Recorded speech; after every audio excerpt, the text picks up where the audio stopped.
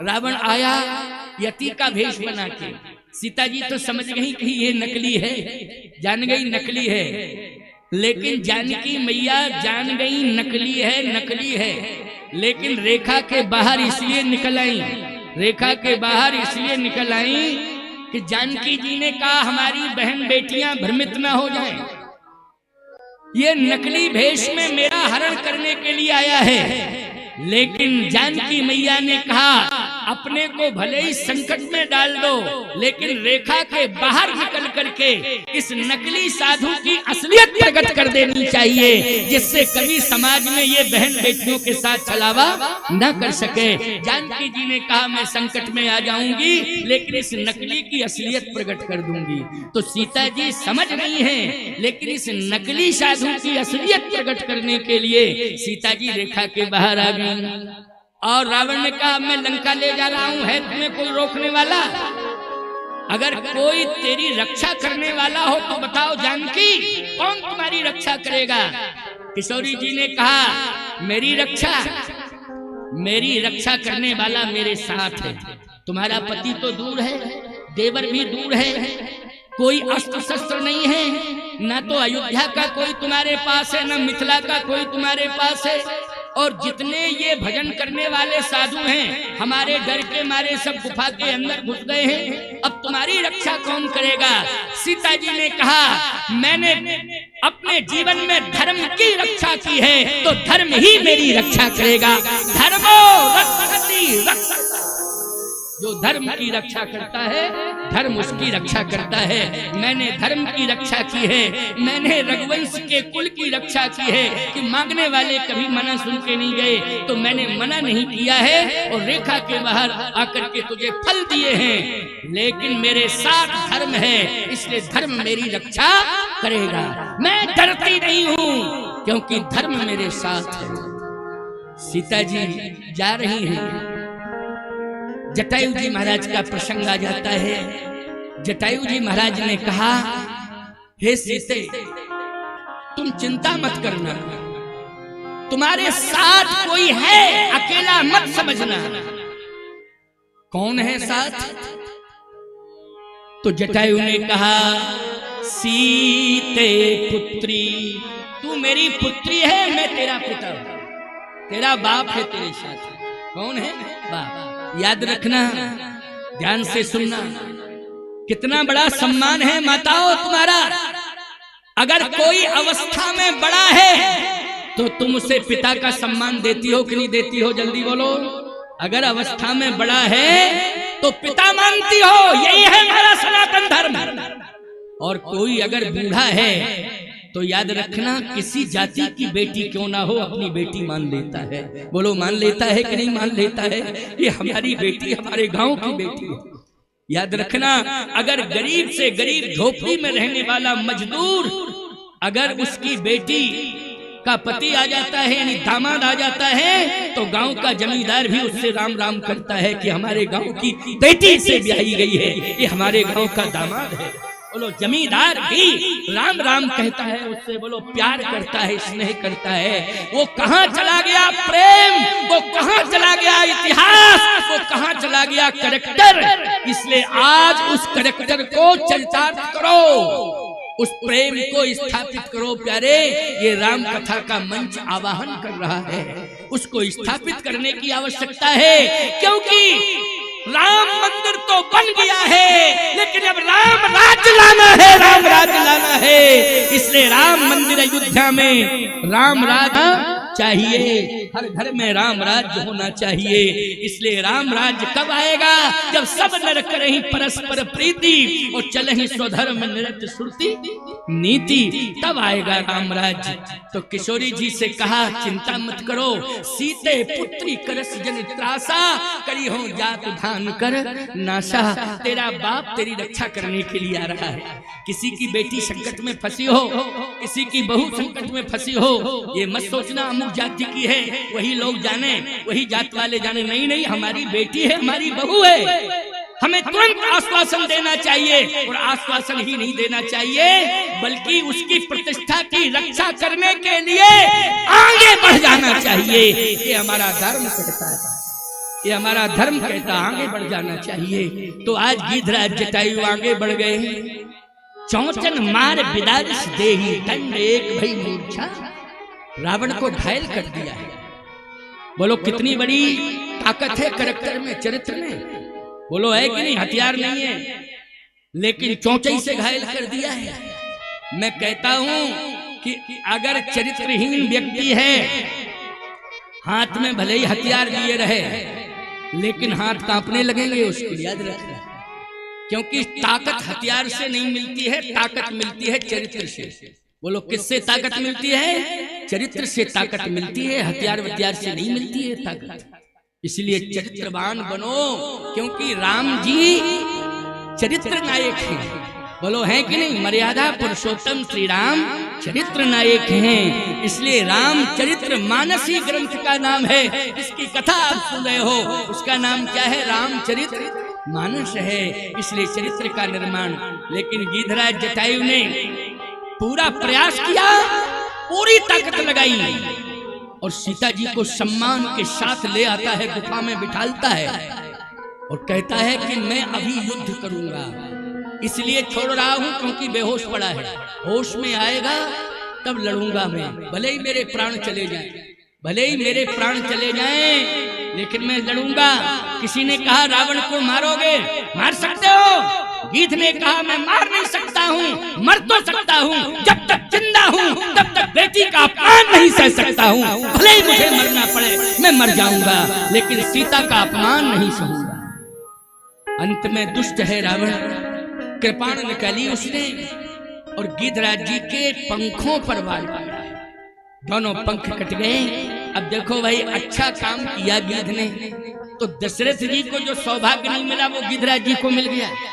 दशरथ जी सोचते रहे कि मेरी अंत्येष्टि राम के हाथों से हो, लेकिन रामा अवतार में बोलो गिधराज जटायु की अंत्येष्टि किसके हाथों से हुई है? श्री राम जी के हाथों से हुई। बोलो हुई कि नहीं हुई?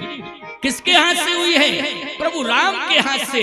चक्रवर्ती सम्राट महाराज दशरथ को ये सौभाग्य नहीं मिला। ये सौभाग्य तो किसे मिला है? ये सौभाग्य तो गिधराज जटायु को मिला है।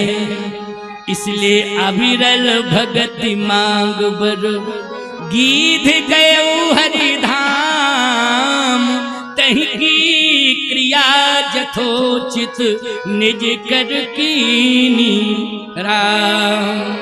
अंत्येष्टि की गीत जो है भगवान का स्वरूप धारण करके भगवान के धाम चला गया। गीत देह तज धरहरी रूपा।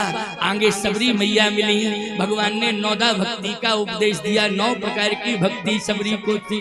अब सबरी जी को 9 प्रकार की भक्ति दी तो भगवान को सबरी मार्ग दे रही है। क्या कह रही है? पंपा सरही जाहु रघुराई, पंपा सरही जाहु रघुराई, पंपा सरही जाहु रघुराई, पंपा सरही जाहु रघुराई।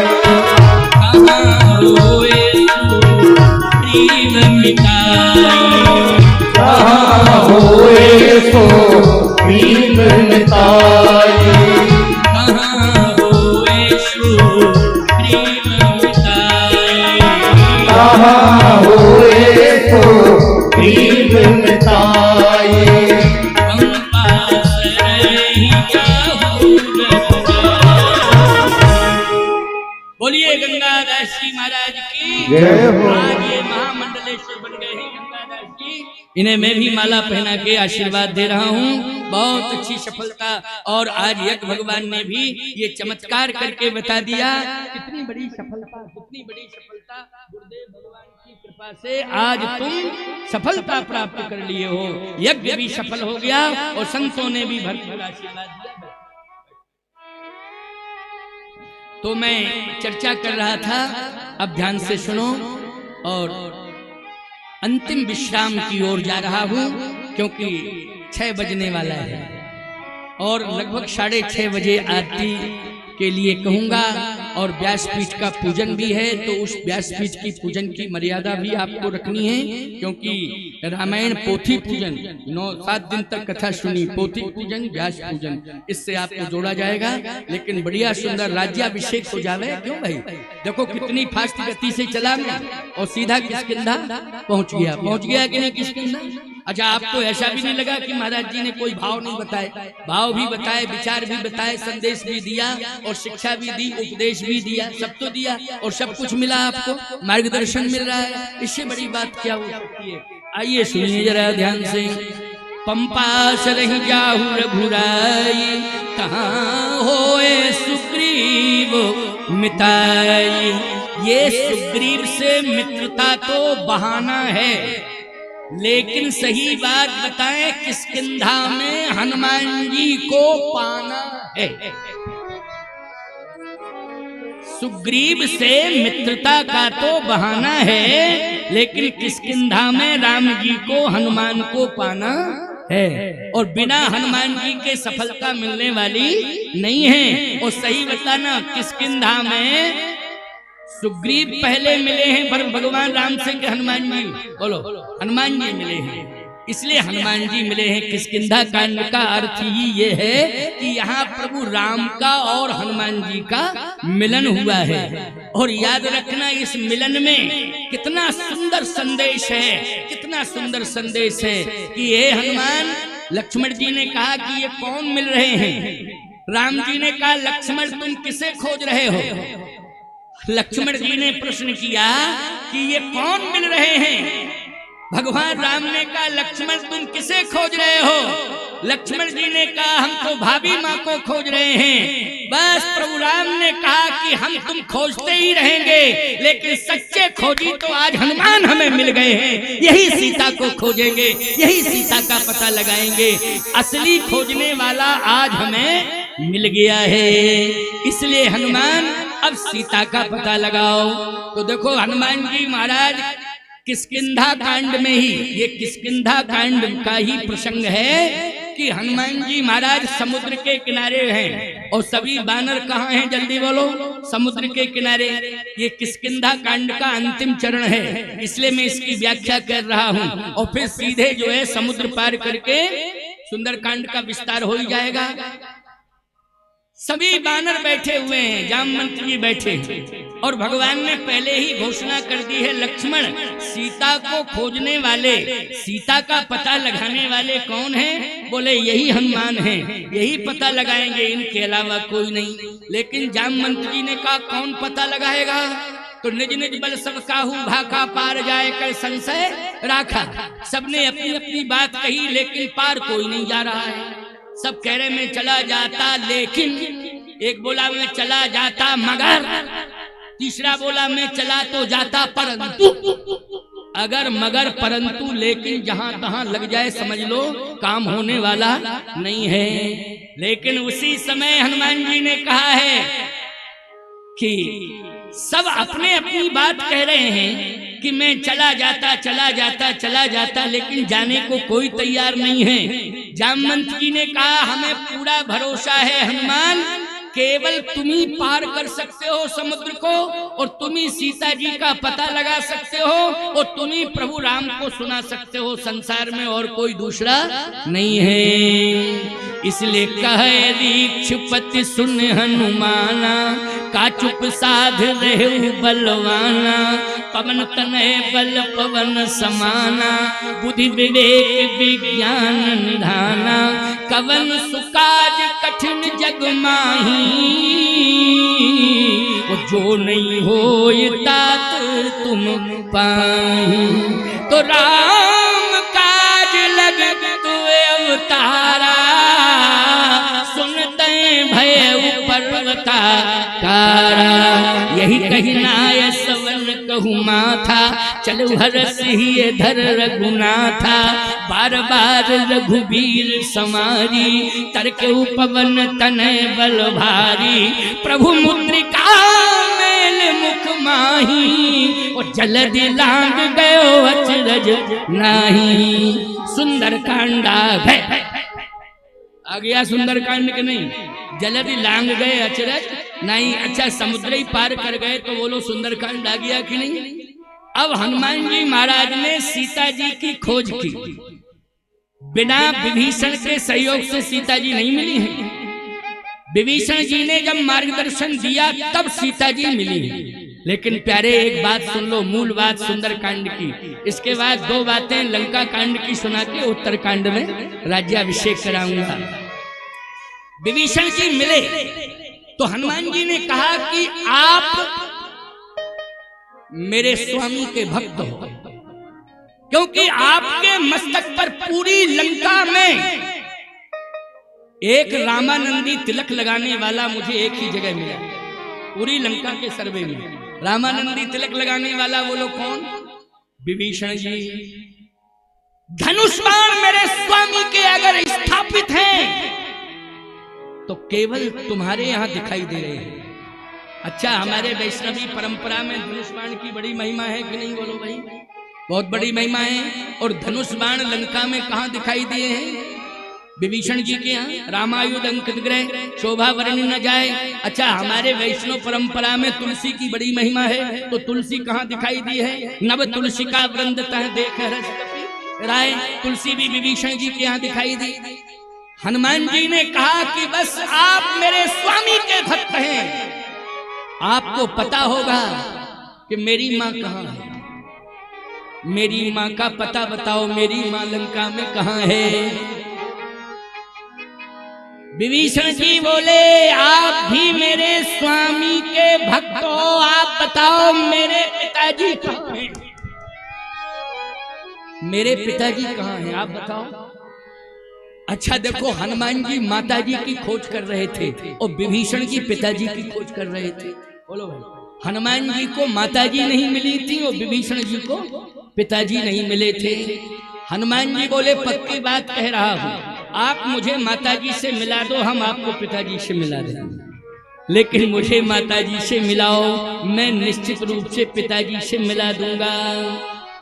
विभीषण जी ने कहा ऐसा है, पिताजी से मिलना तो सरल है, लेकिन माताजी से मिलना बड़ा कठिन है। क्यों कठिन है? पहले कठिनाई बताओ, कठिनाई को मैं दूर करूंगा। कठिनाई क्या है पहले कठिनाई बताओ। विभीषण जी ने कहा सबसे बड़ी कठिनाई ये है कि जहां पर माताजी रहती हैं वहां पर पुरुषों का प्रवेश नहीं है। और रावण ने ऐसा कानून बनाया है कि केवल स्वतंत्र है, कानून बनाने वाला वो कानून नहीं मानता है। लंका की यही नीति है, कानून बनाने वाला कानून नहीं मानता है और सब पर लादता है कि तुम्हें मानना पड़ेगा, जबरदस्ती मनवाता है। जबकि बनाने वाले को भी मानना चाहिए कि नहीं मानना चाहिए है? स्वयं डिसिप्लिन होगा तब तो डिसिप्लिन पैदा कर पाओगे। और जब स्वयं अनुशासनहीनता तुम्हारे जीवन में होगी, क्या तुम अनुशासन बनाओगे समाज में? विभीषण जी ने कहा कि रावण स्वतंत्र है, वो जा सकता है, बाकी कोई पुरुष नहीं जा सकता। हनुमान जी बोले बंदर जा सकता है कि नहीं, पहले ये बताओ। बंदर जा सकता है कि नहीं, पहले ये बताओ। पुरुषों के लिए कानून बनाए, पुरुष नहीं जा सकते हैं, लेकिन बंदर के लिए। विभीषण जी बोले बंदर के लिए कोई रोक टोक नहीं है। बस हनुमान जी उसी समय बंदर बन गए। वानराणाम देशम, देखो ये मेरा स्वरूप है। विभीषण जी ने कहा कि लेकिन समस्या फिर अटकी की अटकी रह गई। क्या कहे? आप जो है बंदर हैं, लेकिन मैंने सुना है कि माता जानकी बंदर के फोटो से डरती है। सिए बन बसई तात कई भांति चित्र लिखित कपि देख डरा। तो जब बंदर की फोटो से डरती हैं, चित्र से डरती हैं माता जी, तो आप तो ओरिजिनल हो, चित्र नहीं ओरिजिनल।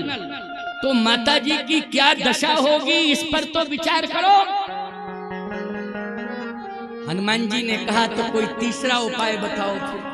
तीसरा उपाय अब विभीषण जी, इसलिए तुलसीदास जी ने लिखा है सुंदरकांड में, युक्ति विभीषण युक्ति विभीषण सकल सुनाई, चले पवन सुस्त विदा कराए। युक्ति युक्ति क्या बताई? तीसरी बार कहा तीसरा उपाय बताओ। विभीषण जी ने कहा कि आपके समान संसार में कोई वक्ता नहीं है, संसार में आपके समान कोई वक्ता नहीं है। महर्षि वाल्मीकि जी महाराज कहते हैं वक्तृत्व कला विशारद हैं हनुमान जी महाराज, ऐसा वक्तृत्व तो किसी का भी नहीं है जैसा हनुमान जी का है। आप जानते हो जय हनुमान ज्ञान गुण सागर, जय कपीश तुम लोक उजागर, बुद्धि मताम वरिष्ठम। कितने विशेषण, कितनी विशेषताएं बताएं। विभीषण जी ने कहा कि आपकी वाणी सुन करके मेरा दुख दूर हो गया है। बस मेरी प्रार्थना है कि आप जो है सीता माता के पास जब पहुंचे तो आप सीधे और कुछ नहीं केवल कथा सुनाएं। क्या सुनाएं? कथा सुनाएं बस। ये युक्ति किसने बताई है? जल्दी बोलो। ये युक्ति जो है विभीषण जी महाराज ने बताई। युक्ति विभीषण सकल सुनाई। आपको और कुछ नहीं करना है, आपको सामने भी नहीं जाना है, आपको केवल कथा सुनानी है, केवल कथा, क्योंकि आपकी वाणी में जादू है। ऐसा वक्तृत्व किसी का नहीं है, गजब की प्रतिभा है आप। एक एक शब्द सुनकर के क्लेश दूर हो रहा है, सारा का सारा दुख दूर हो रहा है। ऐसा वक्तव्य संसार में किसी का नहीं है, इसलिए आप कथा सुनाना। हनुमान जी ने कहा ठीक है कथा सुनाऊंगा। हनुमान जी पहुंचे, अशोक वाटिका में छलांग लगाई। वृक्ष के नीचे सीता जी बैठी हैं, किशोरी जी बैठी हैं। बस हनुमान जी उसी वृक्ष की डाली पर बैठ गए। अरे रामचंद्र गुण बरनई लागा, रामचंद्र गुण बरनई लागा, रामचंद्र गुण बरनई लागा, रामचंद्र गुण बरनई लागा।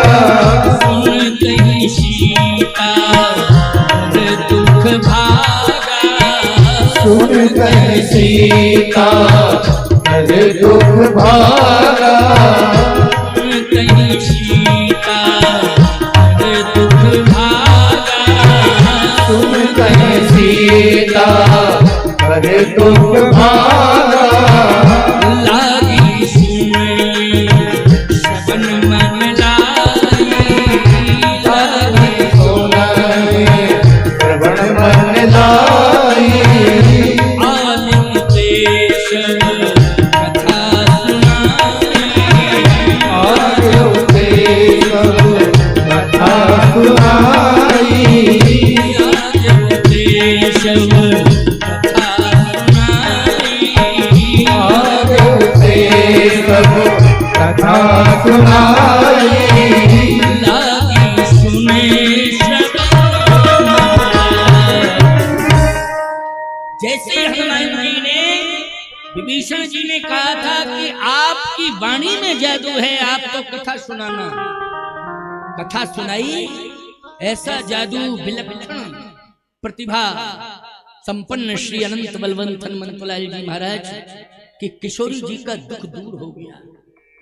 अरे विचार करने लगी, मिथिला में मेरे पिताश्री भी बहुत बड़े वक्ता हैं जनक जी महाराज, लेकिन ऐसी कथा मैंने मिथिला में भी नहीं सुनी। अयोध्या में भी गुरुदेव जैसा ज्ञानी कौन है, श्री वशिष्ठ जी महाराज जैसा, लेकिन ऐसी कथा मैंने अयोध्या में भी नहीं सुनी। और 11.5 वर्ष मैंने चित्रकूट में बिताए। बड़े बड़े महात्मा, योगी, ध्यानी, ज्ञानी, विज्ञानी आए, लेकिन ऐसी कथा मुझे चित्रकूट में भी सुनने को नहीं मिली। लेकिन लंका में ऐसा वक्ता कहां पैदा हो गया, राक्षसों के बीच में, और इतनी बड़ी हिम्मत कथा कहने की। लंका में तो कोई मंगलाचरण नहीं कर सकता है, क्यों भाई? लेकिन आगे ते सब कथा सुनाई, मानी पूरी कथा सुनाई। ऐसा नहीं कि मंगलाचरण किया हो। कौन है, कौन है, कौन है? प्रकट हो जाओ, मेरे सामने आओ। ऐसी कथा मैंने कभी नहीं सुनी है। प्रकट हो जाओ मेरे सामने। बहुत सुंदर कथा। हनुमान जी ने कहा माता जी कथा ही कथा सुंदर है, सुनाने वाला तो बंदर है, तो आ जाओ। क्योंकि मैंने सुना है कि आप बंदर से डरती हैं, तो मैं स्पष्टीकरण दे रहा हूं कि कथा ही सुंदर है लेकिन सुनाने वाला बंदर है। किशोरी जी ने कहा ऐसी कथा सुनाई कि मेरा भय ही दूर हो गया। केवल दुख ही दूर नहीं हुआ है, मेरा भय ही दूर हो गया है। और मुझे रूप की सुंदरता और असुंदरता से कोई लेना देना नहीं है, मुझे तो वाणी से मतलब है। तुम वक्तृत्व कला विशारद हो, इसलिए आओ मेरे सामने, आओ आओ। ढेर सारी दुआएं मैं देना चाहती हूँ, मेरे सामने आ जाओ। जब बार बार जानकी मैया ने कहा तब श्री हनुमान जी सामने आए। और जैसे ही सामने आए तो कहा मैया रामदूत में मातु जानकी, रामदूत में मातु जानकी, सत्य शपथ करुणा निधान की। जानकी जी ने कहा ये जो मुद्री मुझे मिली है ये तुम ही लाए हो क्या? जानकी जी ने पूछा तो हनुमान जी ने कहा मैं ही लाया, मैंने ही इस मुद्री को डाला है नीचे। अच्छा अच्छा, मैं आश्चर्य कर रही थी, जीत को सके अजय रघुराई, माया ते अस रची नहीं जाई, लेकिन आज पता चला तुम लाए हो। हाँ मैया मैं ही लाया हूँ, यही मुद्रिका माँ तुम्हें आनी, दीन राम तुम कह सहदायनी। आपके लिए ही भेजा है मेरे स्वामी ने, प्रभु राम ने इस मुद्री को। किशोरी जी ने उस मुद्री को माथे से लगाया। माथे से क्यों लगाया? अच्छा एक बात बताओ प्यारी, अगर कोई आशीर्वाद देता है तो लेने वाले का मस्तक बोलो चरणों में झुक जाता है कि नहीं झुक जाता है? जल्दी बोलो। झुक जाता है। श्री किशोरी जी ने कहा हनुमान ये मुद्री नहीं है, ये प्रभु राम का, स्वामी राम का आशीर्वाद है, वरद हस्त है। क्योंकि मुद्री कहाँ पहनी जाती है बोलो?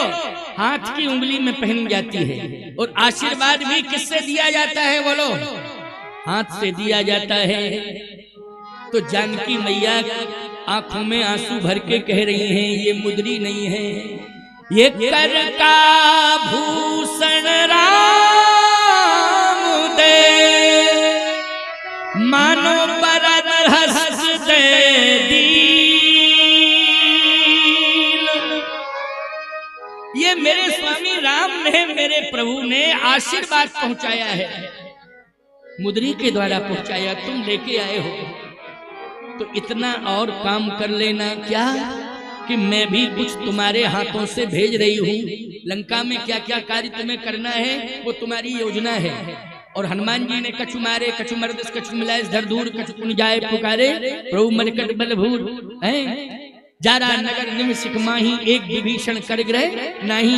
ये सारी बातें बहुत बड़ा प्रसंग है, हम उस ओर नहीं जाना चाहते हैं। सुंदर कांड का मूल मंत्र या मूल भाव आपको सुनाना चाहता हूँ, क्योंकि अभी लंका कांड में जाना है, फिर इसके बाद तुरंत ही उत्तर कांड में जाके कथा को विश्रामित करना है।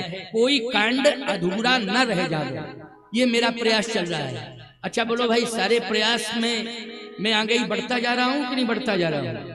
कहाँ अयोध्या कांड भी आ गया, अरण्य कांड भी आ गया, और इधर किष्किंधा भी आ गया, और उधर सुंदर भी आ गया है। चलिए भाव एक सुन लीजिए, इसके बाद हम थोड़ा आगे प्रवेश करेंगे। किशोरी जी ने कहा कि मैं भी कुछ भेजना चाहती हूँ। क्या? हनुमान इतने बड़े वक्ता हो, इस मर्म को तो जानते ही हो कि आशीर्वाद तो भेजा है, बड़े उदार हैं मेरे स्वामी, लेकिन मेरा धर्म क्या कहता है मैं भी प्रणाम पहुंचाऊं। क्या पहुंचाऊं? प्रणाम पहुंचाऊं। तो शब्दों से नहीं वस्तु से पहुंचाऊंगा, क्योंकि मेरे स्वामी ने आशीर्वाद वस्तु के माध्यम से भेजा है, मैं भी प्रणाम वस्तु के द्वारा पहुंचाऊंगा। अब हनुमान जी नहीं समझ पा रहे कि कौन सी वस्तु है, तो गोस्वामी जी कहते हैं चूड़ामणि उतार तब देव, अच्छा, चूड़ामणि कहाँ है? ये सिर में, ये जूड़े में बांधी जाती है, चक्र जैसी होती है चूड़ामणि, सोने का आभूषण होता है। माताएं जानती हैं, राजस्थान में तो अभी भी माताएं पहनती हैं, जूड़े में चूड़ामणि सोने का चक्र जैसा होता है, उसको चूड़ामणि कहते हैं। तो वो सिर का आभूषण है कि नहीं? बोलो, किसका आभूषण है? सिर का। इसलिए चूड़ामणि उतार तब देऊ हरस समेत पवन सुत लेऊ। कहा मैया ये चूड़ामणि क्यों दी है? जानकी जी ने कहा ये सिर का आभूषण है। जब कर का भूषण राम दे मानो बरद हस्त दे दीन, तो सिर का भूषण सिय दे मनहु चरण गही।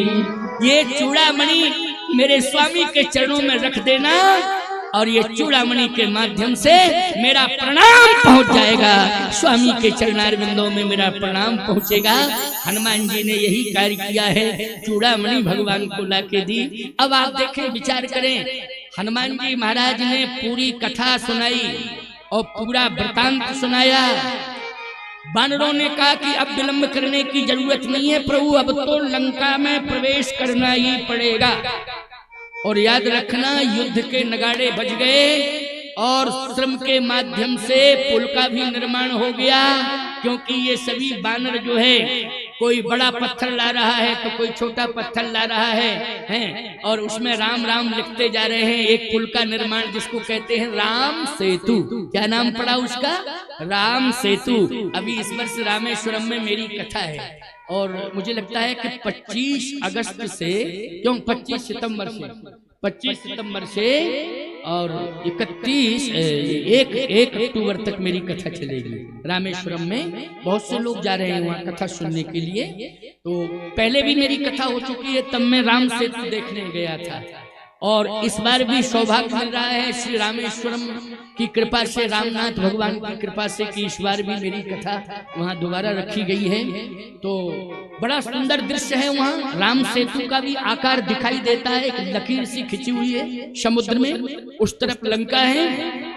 तो राम सेतु का निर्माण हुआ, सभी वानर जो है लंका में प्रवेश करते हैं प्रभु श्री राम के साथ में। मंदोदरी को चिंता हुई है। अब आ गया है लंका कांड। एक दोहे में लंका कांड को कह के, उत्तर कांड में 3 चौपाइयां और 2 दोहे कह के बस विश्रामित कर दूंगा, उसी में राज्याभिषेक हो जाएगा। और 6:30 बजे, देखिए इस समय 6:20, 10 मिनट के अंदर अंदर राज्याभिषेक होगा। लेकिन सुनते जाइए, जैसे ही भगवान श्री राम जो है लंका में प्रवेश किए, तो लंका में कौन सी आसन है? अब आसनों की बात आ गई, मैं चर्चा कर रहा था। त्रिकूट पर्वत पर कौन सी आसन है? गिर त्रिकूट ऊपर बस लंका, तह रह रावण सहज असंका। उसी त्रिकूट पर्वत पर तापर रुचिर मृदुल मृगछाला, तहीं आसन आसीन कृपाला। त्रिकूट पर्वत पर मृगासन पर भगवान बैठे हुए हैं। बोलो, वरासन पर कहाँ बैठे हैं? मिथिला में। कुशासन पर कहाँ बैठे हैं? चित्रकूट में। और मृगासन पर कहाँ बैठे हैं? लंका में। अब एक आसन रह गई है उत्तर कांड में, अयोध्या की, वो सिंहासन। तो चिंता मत करो, मैंने 4 आसनों का प्रमाण दिया था। बोलो, दिया था कि नहीं? तो तीसरी आसन का प्रमाण मिल गया कि नहीं मिल गया? तापर रुचिर मृदुल मृगछाला, और तहीं आसन आसीन कृपाला। भगवान मृगासन पर बैठे हुए हैं। अब मंदोदरी ने एक प्रार्थना की है। क्या आपको मालूम है कितनी बड़ी हानि हो गई? विभीषण लंका छोड़ के चला गया। साधु अवज्ञा कर फल ऐसा, जरे नगर अनाथ कर जैसा। साधु का अपमान करना, अवज्ञा करना, पूरा नगर जल के खाक हो गया। और जितने भी निशाचर हैं, आयुहीन भय, सब तबही। विभीषण जी जैसे ही निकले, आयुहीन भय सब तबही। सभी निशाचर जितने भी थे सब आयुहीन हो गए। सभी की मौत मड़राने लगी। सबको मौत ही मौत, रात में सो रहे हैं, मौत दिखाई दे रही। मर गए मर गए मर गए मर गए। जैसे कितने लोग हैं जो रात को सोते हैं, वो कहते हैं हावड़ा के पुल से कूद गए, कूद गए, कूद गए, हावड़ा के पुल से कूद गए, रेल की पटरी पर सो गए, लकड़बग्घा आया उसने दबा लिया। क्यों भाई? न जाने कितने प्रकार के ऐसे स्वप्न होते हैं। समझ लेना कि तुरंत जो है भगवान के पास जाओ, हनुमान जी के पास जाओ, साधु संतों के पास जाओ, सेवा में लग जाओ, ये अकड़बग्घा लकड़बग्घा सब भग जाएंगे। समझ रहे हो कि नहीं? सब दूर हो जाएंगे। ये यादियां व्याधियां, हावड़ा का पुल है, रेल की पटरी फटरी सब कुछ दिखाई नहीं देगा। लेकिन अगर तुम वही चक्कर में फंसे रहे घर गृहस्थी के, तो याद रखना एक दिन वो लकड़बग्घा असली रूप में आई जाएगा। बोलो आ जाएगा कि नहीं आ जाएगा? इसलिए ध्यान रख लो, मेरी बात को ध्यान से सुनो। मंदोदरी क्या कह रही है? विभीषण चला गया, ये बहुत बड़ी चुनौती है आपके लिए। दूसरी बात यह है, आपको मालूम है पूरी लंका जल के खाक हो गई। हाँ हो गई। इसका मतलब क्या है? सब कुछ जल गया। तो क्या करूं? बोल। रावण ने कहा जल्दी बोल, क्या करूं? मंदोदरी ने कहा मेरी बात मान लो। रावण बोला अच्छा अच्छा बोल बोल। क्या बोल? बोल। तेरी बात तो मानूंगा, जब पहले सुनूं तो कि क्या कह रही है तू, तब तो मैं मानूं। क्या कह रही है? बोल। मंदोदरी ने कहा मानो तो कहूं और ना मानो तो क्यों कहूं? रावण बोला नहीं, फेवर की बात होगी तो मान जाऊंगा, और फेवर की नहीं होगी तो नहीं मानूंगा। मंदोदरी ने कहा फेवर की बात तो है, इसलिए तो मैं कह रही हूं। अच्छा तो बता दे फेवर की बात क्या है? राम ही सौंपिए जानकी, लंका का राम ही सौंपिए जानकी,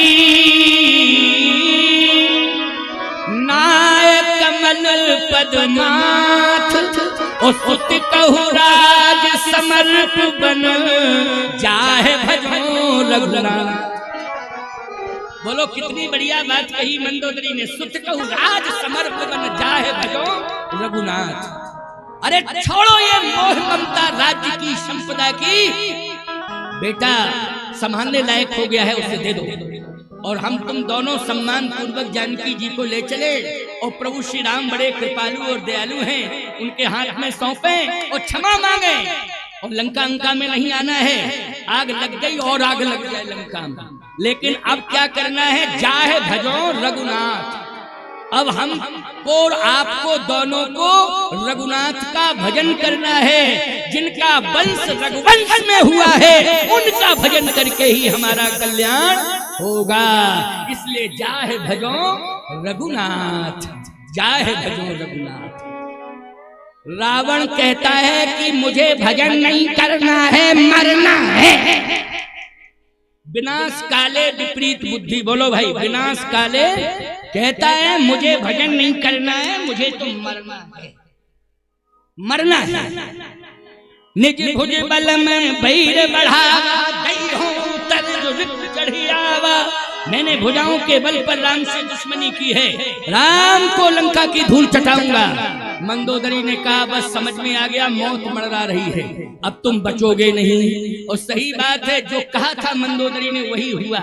एक दिन लंका के सम्रांगण में, प्रांगण सम्रांगण में, बोलो रावण की लाश पड़ी है, और जानते हो रावण की लाश पड़ी है, लेकिन रावण की भुजा, जिस भुजा को, जो भुजा राम जी को चुनौती दे रही थी, निज भुज बल में बैर बढ़ावा, दई हो उतर जो रिफ चढ़ी आवा, उसी भुजा को कौआ ले जा रहा, कौआ ले जा रहा है उस भुजा को। ये बात रामायण में लिखी है, इसलिए कह रहा हूं।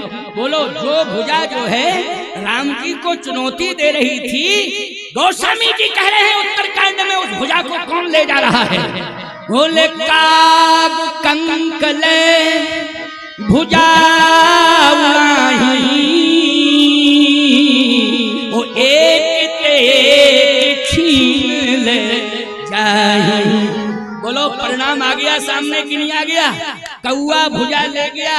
दूसरा कौआ कहता है भैया हमें दे दो और सप्लाई करो, और लाओ और लाओ, क्योंकि एक ही भुजा थोड़ी है, भुजाएं तो 20 है, और सप्लाई करो, और लाओ और लाओ। याद रखना, सियार आया, सियार गीधड़ श्रृंगाल, उसने रावण की खोपड़ी को छीन लिया। मंदोदरी देख रही है, रावण की खोपड़ी को गीधड़ के सियार ने छीन लिया, लूट लिया। जैसे गीधड़ लेके जा रहा है प्यारे, ओ गीधड़ जो है लेके जा रहा है, मंदोदरी ने माथा पटक दिया।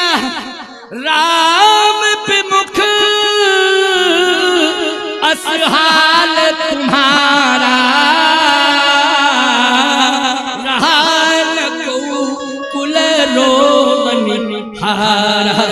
ये राम की वीरता का परिणाम है कि कोई कुल में रोने वाला नहीं है। और आप सब जानते हो, बोलो भगवान राम ने अपने बाणों से छल्ली कर दिया है रावण को, अपने हाथों से विभीषण का तिलक किया है। बोलो अपने भुजा से हाथों से छल्ली कर दिया है रावण को, पूरे खानदान को। लेकिन अपने हाथों से भगवान ने तिलक किसका किया है? बोलो विभीषण जी का तिलक किया। अस कही राम तिलक तही सारा, और सुमन वृष्टि नव भई अपारा। ये चौपाई पहले की है, लेकिन बोलो तिलक की परंपरा में राजा बन गया कि नहीं बन गया? विभीषण राजा बन गया। अब सुनिए, अंतिम बात सुन लो। राक्षस मर गए, विभीषण जी राजा बन गए, लंका कांड का प्रमाण। अब उधर उत्तर कांड में रो कौन रहे हैं? जल्दी बोलो। भरत जी रो रहे हैं। रहा एक दिन अवध अधारा, समझत मन दुख भयउ अपारा। कारण कवन नाथ नहीं आयो, जान कुटिल की धुम बिसरायो। कपटी कुटिल मोह प्रभु चीन्हा, और ताते नाथ संग नहीं लीना। आय देव में कत जग जायो, प्रभु के कऊ काम न आयो। भगवान के कान में आर्त पुकार सुनिए। भरत जी की वाणी, आर्तवाणी भरत जी की पहुंच गई प्रभु राम के कानों में। भगवान ने कहा, भरत तू चिंता मत कर, मैं आ रहा हूं, आ रहा हूं, आ रहा हूं। मैंने वचन दिया था तुझे कि मैं समय से आ जाऊंगा, मैं समय से आ रहा हूं, समय से आ रहा हूं, चिंता मत कर, मैं अभी आ रहा हूं। भरत जी के कान में भगवान की वाणी सुनाई दे रही है, लेकिन भरत जी ने कहा, प्रभु समय से आइएगा, बस इतना ही इंतजार है। भगवान ने कहा, आ रहा हूं, समय से आ रहा हूं। लेकिन आंख बंद हो गई, और जैसे ही आंख बंद हो गई, भरत जी किसी को देखना नहीं चाहते हैं। अब लगता तो यह था कि प्राण त्याग रहे हैं भरत जी, क्योंकि किसी को देख नहीं रहे हैं, प्राण त्याग रहे हैं। लगता यह था कि ब्रह्मरंध्र से प्राण निकलने वाले हैं, क्योंकि कंठ तक प्राण आ गए। राम विरह सागर में भरत मगन मन हो, तो राम विरह सागर में डूब गए और कंठ तक डूब गए। ब्रह्मरंध्र से प्राण निकलने ही वाले हैं। लेकिन राम विरह सागर में भरत मगन मन होत, विप्र रूप धरि पवन सुत आए गए जन को। हनुमान जी उसी समय आ गए। बोलिए हनुमान जी महाराज की जय हो। हनुमान जी आ गए। याद रखना, ये वीर बजरंगबली हैं, जिन्होंने रघुवंश को बचाया है। समझ गए हो कि नहीं? जिन्होंने रघुवंश की रक्षा की है, जिन्होंने रघुवंश को बचाया है, जिन्होंने राम राज्य को स्थापित कराने में अहम भूमिका का निर्वाह किया है। बोलिए बजरंगबली की ऐसे बजरंगबली आए। उसी समय हनुमान जी आ गए। जासु बिरह सोचहु दिन राती, रटहु निरंतर गुण गणपाती। रघुकुल तिलक सुजन सुखदाता, आयु कुशल देव मुनि त्राता। चिंता मत करो, आ रहे हैं, आ रहे हैं। आयु कुशल देव मुनि त्राता।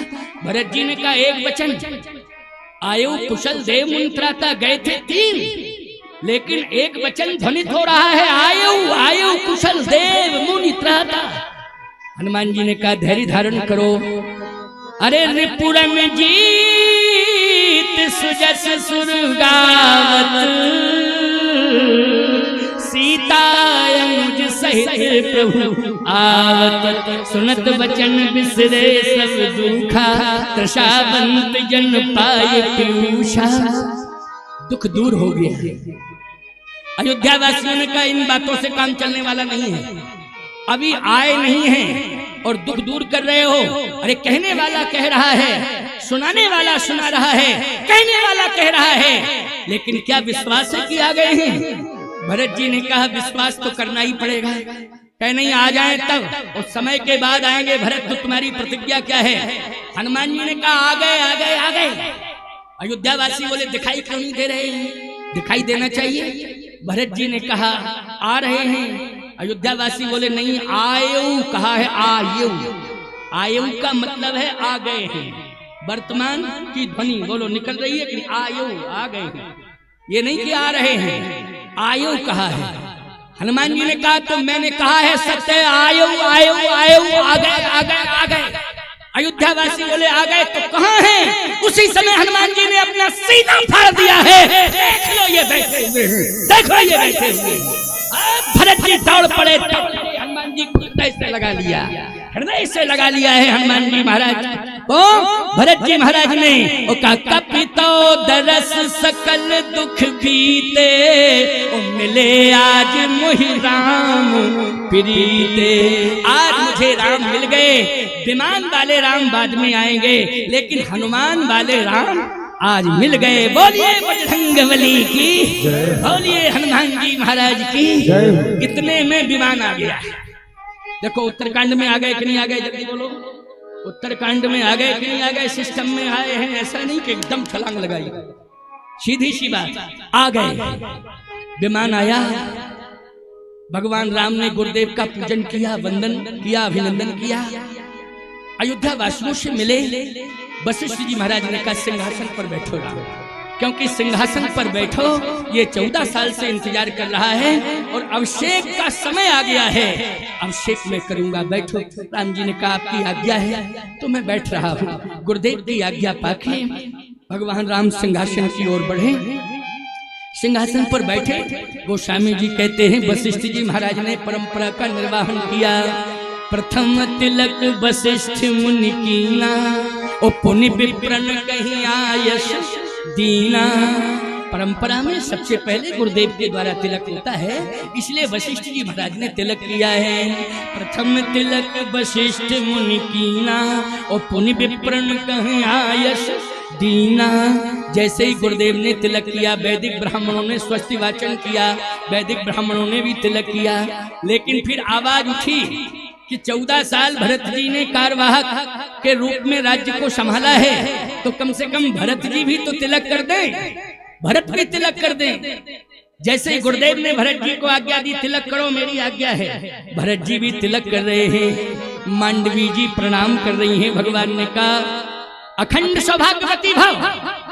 मांडवी को अखंड सौभाग्यवती भव का आशीर्वाद मिला। बोलो भरत जी को मिल गया कि नहीं मिल गया? मिल गया। इधर शत्रुघ्न जी ने भी तिलक किया, श्रुतकीर्ति जी ने प्रणाम किया। भगवान ने कहा अखंड सौभाग्यवती भव। बोलो श्रुतकीर्ति को अखंड सौभाग्यवती भव का आशीर्वाद मिला, तो बोलो वही शत्रुघ्न जी को मिल गया कि नहीं मिल गया?